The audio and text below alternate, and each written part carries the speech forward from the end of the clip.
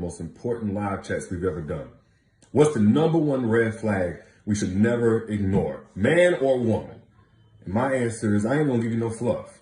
A person who does not take accountability. That will be your biggest regret, is being with a person who does not take accountability. Everybody got flaws, everybody got something to work on. But if you notice that in the very beginning, say for instance, a person is late for a date, or, y'all been talking the last couple of weeks and now all of a sudden they want to go 2-3 days without talking, no answering the text message, no calling you back, no letting you know that right now is not a good time. And anytime you bring up something to them that has bothered you, you get some type of circumvention or deflection, or the tables turned on you, or some type of excuse made. That's a person that does not take accountability. Or if you're just talking to a person in general about things that have gone wrong, or things that they're not happy about in terms of their life right now, and none of it has to do with them. Granted, we all got some external situations and circumstances that happen to us we can't control. But if you literally talk to a person who's a victim in every situation, that person does not take accountability. And it's really dangerous to be with a person who does not take accountability, because it leads to something I don't think we talked enough about, and that's relationship loneliness. When you feel more alone in a relationship with a person than you felt even whenever you were single. But before we get into that, man, because I want to peel that layer back. If you can see and you can hear me clearly, put your city, put your state down here in the comments. Put your city, put your state down here in the comments if you can see and you can hear me clearly right now, or give me a thumbs up, a heart, something. Let me know y'all can hear and see me coming through. And once I see that in a couple of seconds, we can get back on with the topic, because it's going to be a guy. I see him coming in.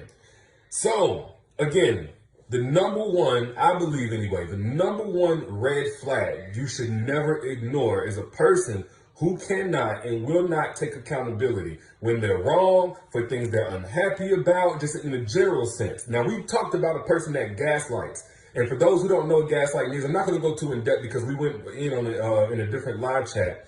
But a person who tries to gaslight you is basically trying to get you to distrust yourself. They're trying to get you to be invalid to yourself. So to distrust your common sense, to distrust your feelings, your needs, your desires, to feel invalid in things that hurt you. And they do this with a series of manipulations that turn things around on you, that deflect, that turn the tables, that blame, that shame, passive aggressiveness, the whole nine. Again, it's a lot to get into when it comes to that. But just in a general sense of not taking accountability, being with a person who doesn't take accountability can end up creating the same effect on you because you love them as a person who's being gaslighted. And more than likely, you're probably being gaslighted anyway. But one of the things that you can suffer is relationship loneliness. Y'all, put I down in the chat if I'm talking to anybody when I'm talking about relationship loneliness. Being with a person, maybe even living with them, possibly even married to them, but feeling alone in a relationship. And I'm not talking about physically alone. I mean, sometimes you kind of wish you were physically alone, but emotionally alone, mentally alone, almost like a stranger to a person. Like the things that's going on with you, they could care less about.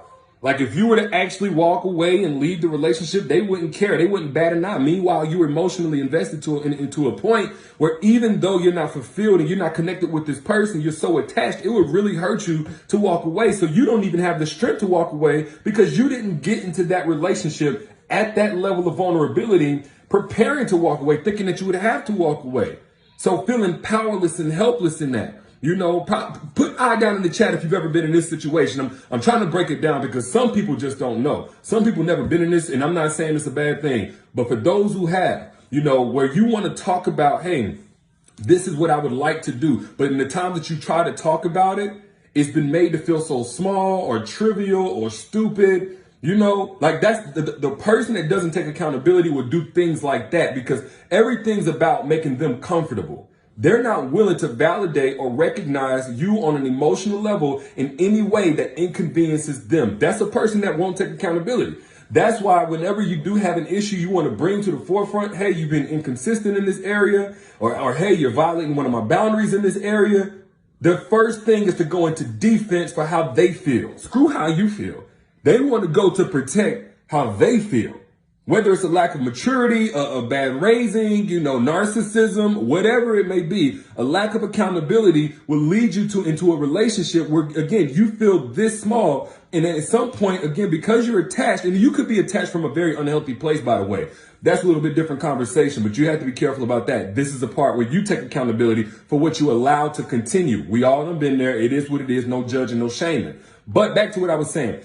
When you're with a person that makes you feel this small, you eventually get to a point where you people please just to try to keep peace in the relationship. Put I down in the chat if you've ever done that. People pleasing is whenever you put your needs last and another person's needs first at the sacrifice of your needs. So you the one that's crying in your pillow at night going to sleep.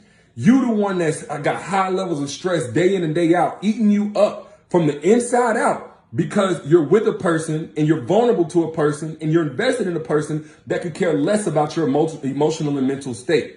Put I down in the chat if you've ever been there. If you've ever been in a relationship where, you know what? You got this person that said that they love you. Maybe even to the outside world, looks like they love you. But you have to go outside your relationship to a mother, a friend, a coworker, a YouTube video, a book, in order just to be understood. And it sucks because it feels like, wow, everybody else understands and cares how I feel, but the person I feel the most strongly about. Put I down in the chat if you've ever been there. And of course, you're a bad person, if you were to indulge in somebody else being able to understand and empathize with you that ain't in your relationship, then you're a bad person. Which is this kind of narcissistic if a person is actually trying to isolate you to just talk to just talk to yourself basically, or a counselor, and not to anybody else. But that's, again, a different conversation. Relationship loneliness is so dangerous. Again, I believe it causes perpetual levels of stress. You can't focus. A lot of women get into these relationships and dudes always blaming y'all for like, oh, she gained weight, she fell off. A lot of times women gain weight because they're eating comfort foods. They're emotionally eating as an emotional escape from a relationship where they're made to feel more lonely in that relationship than they did when they were single. That's why. It ain't healthy weight, because she getting a lot of sex, whatever. No, that it could be a thing.